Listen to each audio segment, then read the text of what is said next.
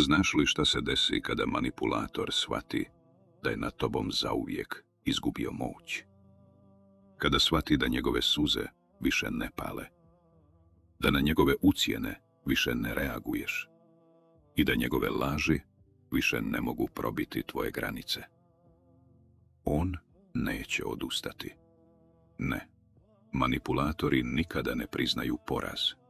Umjesto toga, oni će promijeniti bojno polje. Ako više ne mogu kontrolisati tebe, oni će učiniti sve što je u njihovoj moći da kontrolišu ono što drugi ljudi misle o tebi. I tu počinje najprljavija igra.